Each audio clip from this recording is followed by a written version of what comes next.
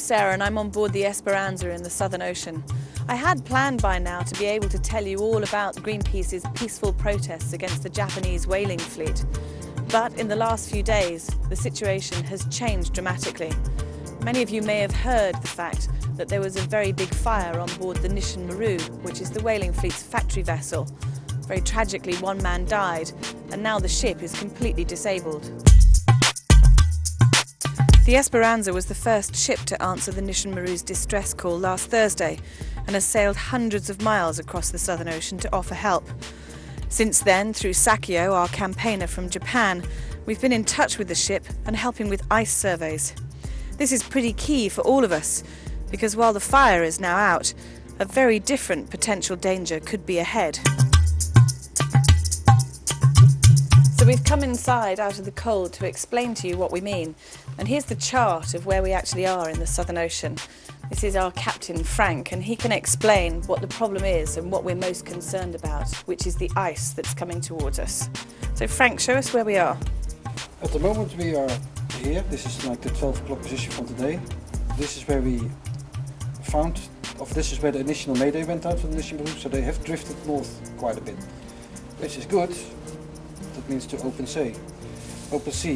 But we've received this last ice map, and I sort of transferred this ice into this chart, and you can see there's quite a bit of ice all the way here, which is this one.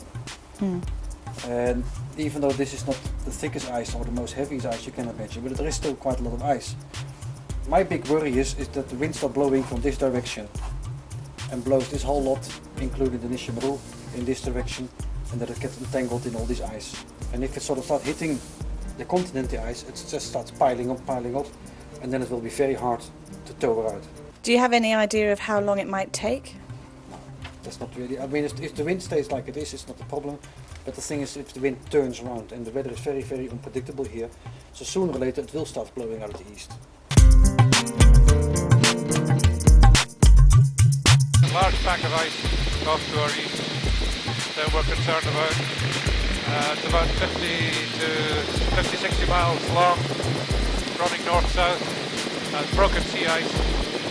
Greenpeace has offered to help the fleet, including towing the Nishin Maru if necessary, because it's the right thing to do to keep the people and the environment from further harm.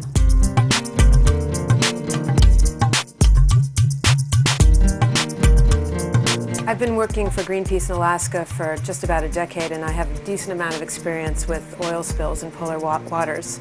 And I can tell you that any efforts at trying to contain and then remove oil from the polar environment is incredibly difficult, especially down here in the Southern Ocean, where the Nishin Maru is in a remote part of the Ross Sea and there's no oil spill equipment for hundreds of miles, if that. The conditions here in the Ross Sea can change at any moment. This is one of the most hostile marine environments in the world. So if there is any oil spilled in this environment, it's going to be incredibly difficult to contain and then get it out of the environment. I would say near, if not completely impossible.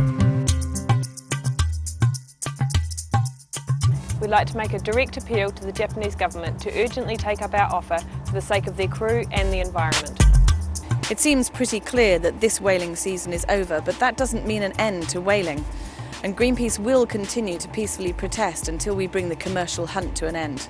But for now, our thoughts and our actions have to be focused on the people on board the Nishin Maru and the pristine environment of Antarctica. We hope you'll continue to support us.